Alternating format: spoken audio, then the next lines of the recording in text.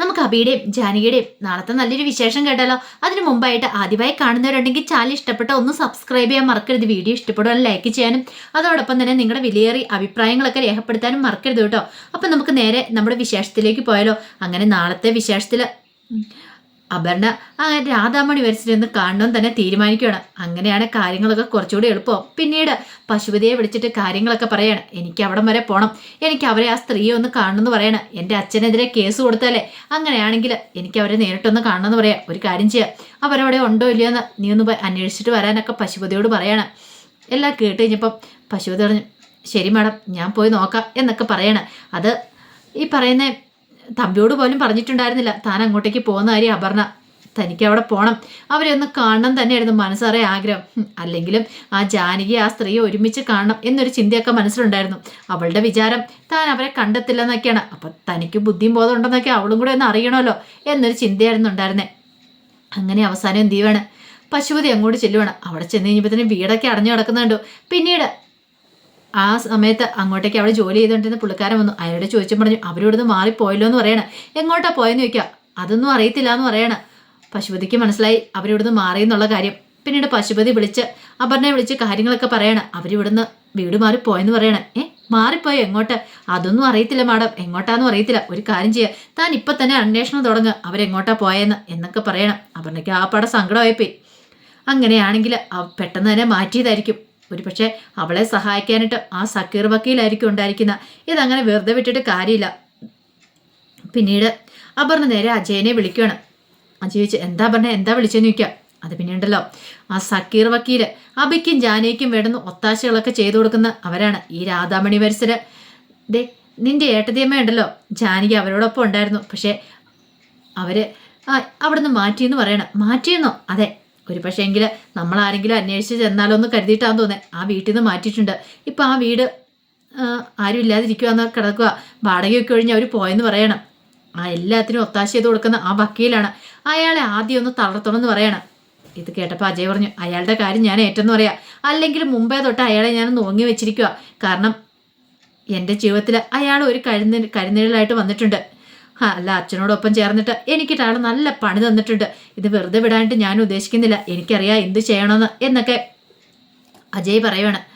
അത് കേട്ടപ്പോൾ അപർണയ്ക്ക് സന്തോഷമായി. പക്ഷേങ്കിൽ ഈ രാധാമണി വരസര് എന്തുകൊണ്ടായിരിക്കും ഈ രാധാമണി വരസരുടെ പേര് കേട്ട് പിന്നെ അവർ ആ സ്ത്രീയെ കണ്ടു കഴിഞ്ഞപ്പോഴത്തേനും അമലും നിരഞ്ജനും ഒക്കെ കിടന്ന് പൊട്ടിച്ചിരിച്ചേ. ഒരു പക്ഷെ അവർക്ക് എന്തെങ്കിലും കാര്യങ്ങൾ അറിയായിരിക്കുമോ എന്നൊക്കെ മനസ്സ് വിചാരിക്കുകയാണ്. ആ സമയം അബി അവിടെ വീട്ടിലുണ്ടായിരുന്നില്ല. അപ്പോഴേക്കാണ് പൊന്നു അങ്ങോട്ട് ഇറങ്ങി വരുന്നത്. പൊന്നു അങ്ങനെ വന്ന് ഹാളി വന്നിരുന്ന് പടം വരച്ചുകൊണ്ടിരിക്കുന്ന സമയത്ത് അപർണ അങ്ങോട്ട് ചെന്നു. അപർണ എന്ന് പതുക്കെ പൊന്നുവിന് സോപ്പിട്ട് ഇങ്ങനെ അടുത്ത് കൂട്ടുന്നുണ്ട്. പിന്നീട് പൊന്നുവിനോട് പറഞ്ഞു, പൊന്നു എന്തൊക്കെയുണ്ട് വിശേഷം? സ്കൂളിലെ വിശേഷങ്ങളൊക്കെ പറയണം. സ്കൂളിൽ പ്രത്യേകിച്ച് വിശേഷമൊന്നും ഇല്ല അപർണ ചെറിയമ്മയെന്ന് പറയാം. എന്നാലും എന്നൊക്കെ പറഞ്ഞുകൊണ്ട് ഇങ്ങനെ ഓരോന്നൊക്കെ ചോദിച്ചു വരുവാണ്. പെട്ടെന്ന് എടുത്തടിച്ച് ചോദിച്ചിട്ടുണ്ടെങ്കിൽ പൊന്നൂസ് പറഞ്ഞില്ലെങ്കിലോ എന്നൊരു ചിന്ത ഉള്ളതുകൊണ്ടാണ് അങ്ങനെയൊക്കെ പറയണേ. അതിനുശേഷം പൊന്നൂസിൻ്റെ അടുത്തേക്ക് എന്നിട്ട് പറഞ്ഞു, അതെ ഞാൻ എൻ്റെ ഫോണിനകത്തൊരു ഫോട്ടോ കാണിച്ചു തരാം. അതാരാന്ന് പൊന്നൂസ് പറയണമെന്ന് പറയണേ. അതിനെന്താ, എനിക്ക് അറിയാമെന്നാണ് പറയാമെന്ന് പറയണേ. പിന്നീട് വളരെ തന്ത്രപരമായിട്ട് അപർണ തൻ്റെ ഫോൺ എടുത്തു. അതിനകത്ത് രാധാമണി വരസയുടെ ഫോട്ടോ എടുത്ത് കാണിക്കുകയാണ്. ഇവരാരാന്ന് അറിയാമെന്ന് ചോദിക്കുക.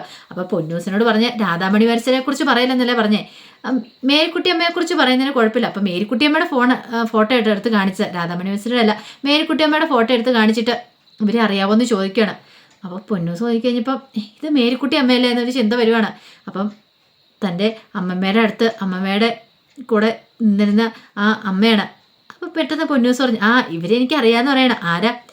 അതെ, ഇത് മേരിക്കുട്ടിയമ്മ എന്ന് പറയണേ. മേരിക്കുട്ടിയമ്മയോ? അതാരാ? അത് പിന്നെ ഉണ്ടല്ലോ അവിടെ ജോലി ചെയ്തുകൊണ്ടിരിക്കുന്ന സ്ത്രീ, അടുക്കള ജോലികളൊക്കെ ചെയ്യുന്ന സ്ത്രീയാന്ന് പറയണേ. അടുക്കള ജോലി ചെയ്യുന്നു? ഒന്നും അങ്ങോട്ട് മനസ്സിലായില്ല. അങ്ങനെയാണെങ്കിൽ താൻ പറ്റിക്കപ്പെട്ട എന്നൊരു ചിന്ത മനസ്സിലേക്ക് വരണം. അല്ല, ഇവരുടെ പേര് രാധാമണി എന്നല്ലേ ചോദിക്കും. ഇത് മേരിക്കുട്ടിയമ്മ, എനിക്ക് ഉറപ്പുണ്ട്, ഞാൻ ഈ അമ്മേനെ കണ്ടിട്ടുണ്ടെന്ന് പറയണം. അപർണയ്ക്ക് ഒരു കാര്യം മനസ്സിലായി, താൻ വഞ്ചിക്കപ്പെട്ടിരിക്കുന്നു. ഇത് മേരിക്കുട്ടിയമ്മയാണ്, വെറുതെ അല്ല ചട്ടയും മുണ്ടുമൊക്കെ ധരിച്ചിരിക്കുന്നത്. അപ്പം രാധാമണി വരസൽ ഇതല്ല. അങ്ങനെയാണെങ്കിൽ അവരവിടെ ഉണ്ടായിരുന്നു. അവരെ ആ വീട്ടിൽ നിന്ന് മാറ്റിയേക്കുവാണ് ജാനകി അബിയും ചേർന്നിട്ട്, ആരും കാണില്ലെന്ന് കരുതിയിട്ട്. ഓഹോ, അപ്പം അങ്ങനെയാണ് കാര്യങ്ങളുടെ പോക്ക്. ഇതങ്ങനെ വെറുതെ വിട്ടിട്ട് കാര്യമില്ല.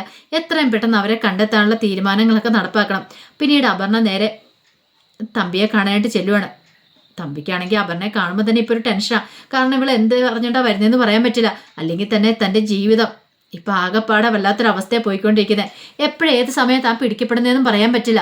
അങ്ങനെ ചെന്ന് കഴിഞ്ഞപ്പോഴത്തേനും തമ്പിയുടെ അടുത്തിട്ട് അപർണ പറഞ്ഞു, അതേച്ചാ ഒരു പ്രശ്നമുണ്ടെന്ന് പറയണേ. എന്താ? ഈ രാധാമണി വത്സരാന്ന് പറഞ്ഞുകൊണ്ട് ഞാൻ ഒരു ഫോട്ടോ കാണിച്ചില്ലേ? ആ കാണിച്ചു. അതാ സ്ത്രീ അല്ലെന്ന് പറയണേ. അല്ലെന്നോ? അതെ, അതവരൊന്നും അല്ല. പകരം അവിടെ ജോലി ചെയ്തുകൊണ്ടിരുന്ന ഒരു മേരിക്കുട്ടിയമ്മ എന്ന് പറയണം. തമ്പി ഒന്ന് ഞെട്ടി. തമ്പിക്ക് അത് മനസ്സിലായ കാര്യമല്ലേ. തമ്പി അവിടെ ചെന്ന് കഴിഞ്ഞപ്പോൾ ദൈവമേ ഇനിയിപ്പോൾ എന്താ ചെയ്യണ്ടേ? പിന്നീട് അപർണ പറഞ്ഞു, മനഃപൂർവ്വം അവർ മാറ്റിയതായിരിക്കും ഈ രാധാമണി വത്സരെ. അങ്ങനെയാണെങ്കിൽ വെറുതെ വിടാൻ പോകുന്നില്ല. അപർണ അത് കണ്ടെത്തുമെന്ന് പറയണം. ഇത് കേട്ട് കഴിഞ്ഞപ്പോൾ തമ്പി പറഞ്ഞു, മോളെ നീ അതിന് പുറകെ നടക്കണ്ടെന്ന്. അതെന്താ അച്ഛാ അങ്ങനെ പറഞ്ഞേ? അതൊക്കെ ഞാൻ കൈകാര്യം ചെയ്തോളാം, എനിക്ക് വിട്ടു തന്നേരെ, നീ ടെൻഷൻ അടിക്കേണ്ട കാര്യമില്ലെന്ന് പറയാം. അല്ല അച്ഛാ, എനിക്കൊരു ടെൻഷനും ഇല്ല. അച്ഛനെ ഈ കേസിൽ നിന്ന് എങ്ങനെയും രക്ഷപ്പെടുത്തണം, അത് മാത്രം എൻ്റെ ഇപ്പോഴത്തെ ആവശ്യം. അത് മാത്രമല്ല, ആ നിരഞ്ജനയും ജാനകിയെയും ഞാൻ വെല്ലുവിളിച്ചാണ്. ഈ കേസിൽ തോറ്റുപോയിട്ടുണ്ടെങ്കിൽ പിന്നെ എനിക്ക് എന്താ അച്ഛൻ ഒരു വില? ഞാൻ അച്ഛൻ്റെ മോളല്ലേ? അച്ഛൻ്റെ വീറും വാശിയൊക്കെ അടങ്ങിയ ഒരു പെണ്ണല്ല ഞാൻ. അപ്പം പിന്നെ എനിക്ക് ജയിക്കണ്ടേന്ന് ചോദിക്കും ഇതിൽ. തൽക്കാലത്തേക്ക് നീ അവരെ അന്വേഷിച്ചൊന്നും പോകണ്ട. ഡിറ്റക്റ്റീവിനെ ഏർപ്പാടാക്കുകയും വേണ്ട. അതൊക്കെ ശരിയാവത്തില്ല. കാരണം നമ്മൾ കേസുമായിട്ട് മുന്നോട്ട് പോകുന്നുണ്ട്. ചിലപ്പോൾ അത് ഭാവിയിൽ ദോഷം ചെയ്യുമെന്ന് പറയാം. എന്ത് ദോഷം? അതൊക്കെയുണ്ട്. അതൊന്നും മോൾക്ക് പറഞ്ഞാൽ മനസ്സിലാവില്ലെന്ന് പറയാണ്. കാരണം രാധാമണി വത്സരെ ഒരിക്കലും ഇവള് കാണാനായിട്ട് പാടില്ല. അങ്ങനെ കണ്ടാൽ ശരിയാവത്തില്ല. അതുകൊണ്ട് മാത്രമാണ് അങ്ങനെ പറയണേ. ഇപ്പോൾ എന്തായാലും ഇവരെ ഈ സ്ത്രീയെ കണ്ടിട്ടുള്ളൂ. ഒരു പക്ഷേ അവരെ എങ്ങാനും കണ്ട അവർക്ക് വല്ല ഓർമ്മയും തിരികെ വന്നിട്ടുണ്ടെങ്കിൽ തൻ്റെ കാര്യത്തിൽ ഒരു തീരുമാനമായി. അതൊക്കെ ഓർത്തപ്പോൾ തമ്പിക്ക് നല്ല ടെൻഷനാണ്. പിന്നീട് അപർണയും കൂടെ പോയി കഴിഞ്ഞപ്പോഴത്തേനും തമ്പി സേനനെ വിളിക്കുകയാണ്. സേനനെ വിളിച്ചിട്ട് പറഞ്ഞു, എത്രയും പെട്ടെന്ന് തന്നെ കിട്ടാവുന്നത്ര തെളിവുകൾ എങ്ങനെ ഹാജരാക്കണം. കാരണം എവിടെയെങ്കിലും കുറേ സാക്ഷികളെയും കൂടെ ഉണ്ടാക്കണം, എന്നിട്ടേ കാര്യമുള്ളൂ. ഇത് കേട്ട് കഴിഞ്ഞപ്പോഴത്തേനും സേനം പറഞ്ഞു, അതെവിടുന്ന സാക്ഷികളെ? അതൊക്കെ പക്കയിൽ നോക്കേണ്ട കാര്യമല്ലേന്ന് ചോദിക്കും. അത് സേന, പക്ഷേ നമ്മൾ കുറച്ച് ആൾക്കാരെ കണ്ടുപിടിക്കണം. അങ്ങനെ കണ്ടുപിടിച്ച് അവൻ്റെ കൈകളിൽ എത്തിക്കണം. എന്നിട്ട് വേണം ബാക്കി കാര്യങ്ങളൊക്കെ അവൻ പഠിപ്പിച്ചെടുത്തോളും. അല്ലെങ്കിൽ എനിക്ക് ഈ കേസിൽ നിന്ന് ഊരാൻ പറ്റില്ല എന്ന് പറയണം. എൻ്റെ മോൾക്കും എൻ്റെ കുടുംബത്തിനോ വല്ല സംശയം തോന്നിയിട്ടുണ്ടെങ്കിൽ അതോടുകൂടി തീർന്നു. എൻ്റെ ജീവിതം അറിയാലോ. എത്ര പണം മുടക്കാനും ഞാൻ തയ്യാറാണ്. പക്ഷേങ്കിൽ ഞാൻ ഉദ്ദേശിച്ച പോലെ തന്നെ കാര്യങ്ങളൊക്കെ നടക്കണമെന്ന് പറയണം. സേനം പറഞ്ഞു, നീ ഒന്ന് സമാധാനപ്പെടുക തമ്പി, നമുക്ക് എന്തെങ്കിലും വഴി ഉണ്ടാക്കാമെന്ന് പറയണം. ആ സമയം അബിയും ജാനകിയും മേരിക്കുട്ടിയമ്മയും രാധാമണിയൊക്കെ അങ്ങടെ പൂന്താനം മനയിലേക്ക് ചെല്ലുവാണ്. അപ്പോൾ അവിടെ തിരുമുൽപ്പാടുണ്ട്. തിരുമുൽപ്പാടിനെ കണ്ട് മരുന്ന് ചെയ്യുവാണെങ്കിൽ ഒരു പക്ഷേങ്കിൽ പഴയപോലെ ജീവിതത്തിലേക്ക് തിരികെ വരുമെന്നൊരു ചിന്ത അബിയുടെ മനസ്സിലുണ്ടായിരുന്നു. ആദ്യമേ ഈ സൈക്കാട്രിസ്റ്റിനെ കാണാൻ പോയ സമയത്ത് ഇവിടെ വന്നാൽ മതിയായിരുന്നു. ചിലപ്പം പിടിച്ചിലോ അങ്ങനെ എന്തെങ്കിലുമൊക്കെ നടത്തി മനയിലുള്ള തിരുമുൽപ്പാട് മരുന്ന് കൊടുക്കുകയാണെങ്കിൽ ചിലപ്പം മാറുമായിരിക്കും. ഇപ്പോഴത്തെ പ്രശ്നങ്ങളൊക്കെ മാറുമായിരിക്കും. സംസാരശേഷിയൊക്കെ തിരികെ കിട്ടുമായിരിക്കും. സംസാരിച്ചുകൊണ്ടിരുന്നതല്ലേ, പെട്ടെന്നൊരു ദിവസം അങ്ങനെ ആയിപ്പോയതല്ലേ.